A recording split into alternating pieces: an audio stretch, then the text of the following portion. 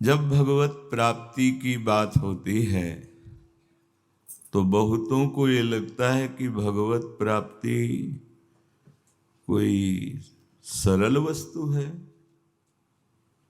कोई खान पान की वस्तु है कि खान पान करा दो हो गई भगवत प्राप्ति। अरे बहुत कठिन भगवत प्राप्ति है। किसी ने कहा कि भगवत प्राप्ति कोई बर्फी रसगुल्ला है कि खवा दो और हो जाएगी भगवत प्राप्ति। तो देखो इस शब्द पर विचार करो। बर्फी रसगुल्ला प्राकृतिक वस्तु है, आपसे बिल्कुल अलग वस्तु है। आप चैतन्य घन हैं और वो जड़ वस्तु है। उस जड़ वस्तु के लिए प्रयत्न करना पड़ेगा। प्रयत्न में सफलता हुई तो स्वादयुक्त पदार्थ आप पा सकते हैं, वो भी आपकी रसेंद्री ठीक हुई तो। लेकिन प्रभु की प्राप्ति में बिल्कुल बिल्कुल कोई भी कठिनता नहीं, क्योंकि वो हमारे अंशी हैं, हम उनके अंश हैं। इसके लिए कोई साधना नहीं है, हम सिद्ध वस्तु के सिद्ध अंश हैं। बस इसको भूल जाने के कारण शरीर राग, शरीर भाव, शरीर भोग, शरीर संबंध, ये तुम्हारी कठिनता फंस गई। इसी कठिनता को मिटाने के लिए बहुत जन्म जन्म ऋषि मुनि प्रयास करते हैं। यदि कहीं भगवत प्रेमी महात्मा का संग मिल जाए तो जो जन्म जन्मांतरों साधना से नहीं बनता, वो लव मात्र के संग से बन जाता है, क्षण मात्र के संग से। सर्व संगोपहो हिमाम, समस्त संगों का त्याग कराने की सामर्थ्य सत्संग में है। ये एक पक्ष हुआ। और दूसरा, हम श्री जी के हैं, भूल गए हैं, हमें याद दिला दी गई। स्मृतिर्लब्ध्वा त्वत्प्रसादान, आपकी कृपा से गुरुदेव आराध्य देव, मैं स्मृति को प्राप्त हो गया कि आप मेरे हो। अभी तक जो मैं मेरा तेरा तू ये सब मान रहा था, वो नष्टो मोहा, वो मोह का नाश हो गया। निश्चित भगवत प्राप्ति। रसगुल्ला तो बहुत दूर है, प्रभु तो इतने नजदीक हैं कि ये शरीर भी बहुत दूर है, इतने नजदीक प्रभु हैं। ये प्राकृतिक कोई क्रिया प्रधान वस्तु है क्या भगवत प्राप्ति?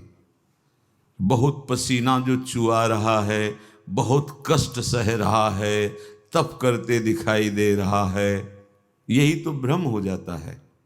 महाराज अपने लोगों की तो बात दूर रही, दुर्वासा जी को ये भ्रम हो गया कि मैं तो दूब का रस पी के वलकल की लंगोटी लगाने वाला हजारों वर्ष का ध्यान सिद्ध महापुरुष, और कहाँ रानियों के बीच में रहने वाला महल का सम्राट, वो ऐसा कि जिसका भगवान की सभा में सर्वश्रेष्ठ यश गाया जा रहा है। भ्रम हो गया। ये बाहरी व्यवहारिक वचन यदि आप सुनेंगे तो आपकी आस्तिकता की नींव हिल जाएगी। इसलिए अपने कानों को बचा के रखिए। अरे बड़ी दुर्लभ भगवत प्राप्ति तेरे को होगी, और निश्चित तेरे लिए दुर्लभ होगी, क्योंकि भगवान ने कहा ये यथा माम प्रपद्यन्ते तास तथैव भजाम्य हम। दुर्लभ मान के भजेगा, कई जन्मों में मिलने वाली भावना रखेगा तो दुर्लभ ही रहेगा और कई जन्म में मिलेगा। और जा पर जेहि कर सत्य सनेहु, सोते ही मिले न कछ संदेहु। सत्य दृढ़ भाव, इसी जन्म में भगवत प्राप्ति। किसी साधन का बल नहीं। आचार्य चरण कहते हैं सर्वेषु साधन वरेषु चिरम निराशा। हम आशा नहीं रखे श्रेष्ठ साधनों से भगवत प्राप्ति की। हम लाडली के गोरे चरणारविंद की ठसक से हमारी, हम सब की शरणागतों की निश्चित निश्चित निकुंज प्रवेश। और निकुंज कोई बातों में रखा है? हाँ, निकुंज की बातें करो, निकुंज की बातें सोचो, निकुंज की बातें चिंतन में करो, निकुंज में जीते जी पहुंच जाओगे सशरीर। शरीर यही तुम्हें दिखाई देगा और तुम घूमोगे निकुंज में प्रिया प्रीतम के साथ। हाँ, पांच भौतिक शरीर नहीं होगा, वो चिदानंद शरीर वो आचार्य दे देते हैं। व्यास सुवन प्रसाद मानुषी गढ़े चित। ये ऐसे बहिर्मुख पुरुषों की बातें कभी न सुने, नहीं तो अपने को निराशा ही हाथ लगती है, फिर तो हमें कैसे भगवत प्राप्ति होगी। जैसे एक दिन सत्संग में वर्णन किया गया था, ये 24 दुर्गुण जिसके जीवन में हैं वो निश्चित दुर्गति को प्राप्त होता है। तो ये किस लिए वर्णन किया गया? प्रायः पूरी सृष्टि में नाप लो, भगवान और भगवान के निज जनों के सिवा ये सारे दोष कुछ न कुछ मिलेंगे ही। तो इस सावधानी के लिए कहा गया है कि भयभीत हो जाओ और भगवान की शरण में हो जाओ। जहाँ भगवान की शरण में हुए तो सर्व दुर्गाणि मत प्रसादात् तरिष्यति। ये सारे दुर्गुणों से भगवान तुम्हें अपनी कृपा प्रसाद से पार कर देंगे, इसलिए वर्णन किया जाता है। शास्त्र भगवद विमुख करने के लिए किसी को भयभीत थोड़ी करते हैं कि अरे ये तो पहाड़ है, हम तो नहीं चढ़ पाएंगे। ऐसा नहीं है। भगवत प्राप्ति जैसा सरल कुछ है ही नहीं, कुछ नहीं है। आप सच्ची मान लीजिए, कठिन है संसार की प्राप्ति, क्योंकि ये न था न है न रहेगा। सरल है भगवान की प्राप्ति, सुलभ है भगवान, क्योंकि थे, हैं, रहेंगे। ऐसे मूर्खता भरे वचन कभी अपनी श्रवणेंद्री में ना डाले कि अरे भगवत प्राप्ति तो हम लोगों को कहाँ होनी है। नहीं नहीं नहीं, चूक हो जाएगी। माया अपने पार्षदों को आपके पास भेजेगी, किसी भी रूप में हो, किसी भी रूप में, जो हमारी श्रद्धा और हमारी भावना और हमारे भगवत विश्वास को डगमगा दे, वो माया का पार्षद होगा। बचो, अपनी भावना और निष्ठा को छुपा के रखो, उसी से भगवान की अद्भुत अद्भुत कृपा का अनुभव होगा। हमारी बात नहीं है, महापुरुषों की बात है। चलते हैं, श्रीपाद प्रबोधानंद जी महाराज कह रहे हैं, राधे भ्रकुटी मनोहर नव कांचन कंज मंजुल बदनम सौंदर्य सार सदनम स्वस्तन मद्यापि किम न दर्शयामि। स्वामिनी, बहुत समय हो गया वृंदावन रहते हुए आपका आश्रय लिए, क्या मैं आपके मुखारविंद का दर्शन नहीं कर पाऊंगा? क्या आपकी वो मनोहर भ्रकुटी, जिसके तनिक वक्र होने पर अखिल लोक चूड़ामणि लुटते हैं, वो मंद मुस्कान जिसमें अद्भुत प्रेम वर्षा होती है,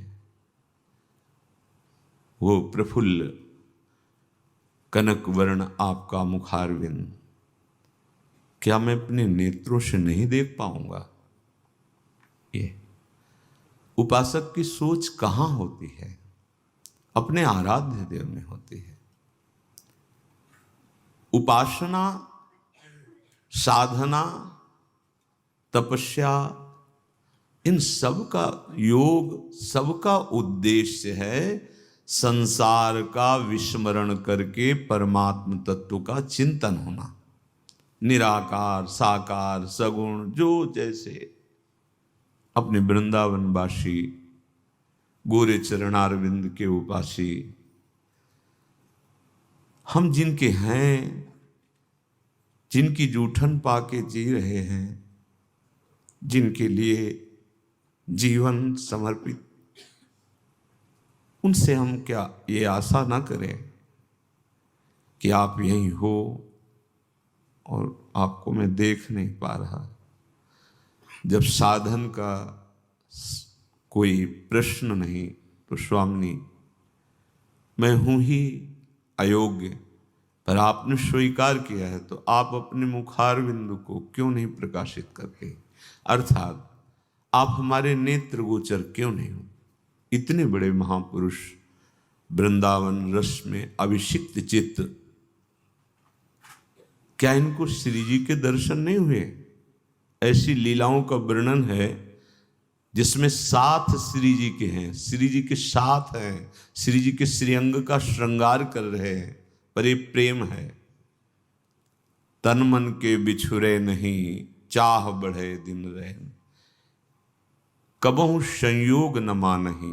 इसमें कभी संयोग कभी तृप्ति ऐसा नहीं होता, ये प्रेम है। व्याकुलता पूर्वक कह राधे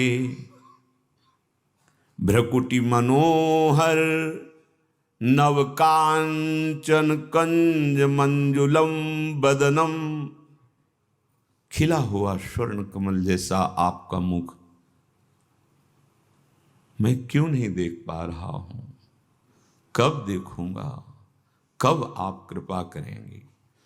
जब उपासक का हृदय अपने आराध्य देव के चिंतन में ही केवल रहता है, तब ये व्याकुलता आती है। एक क्षण के लिए भी उसके मन में अन्य कोई चाह उत्पन्न होती ही नहीं है। अभी लक्ष्य नहीं बना प्यारे, सच्ची मानना लक्ष्य नहीं बन पाया, इसलिए ये बात नहीं आ रही। नहीं, इसमें साधन प्रधान नहीं है। यह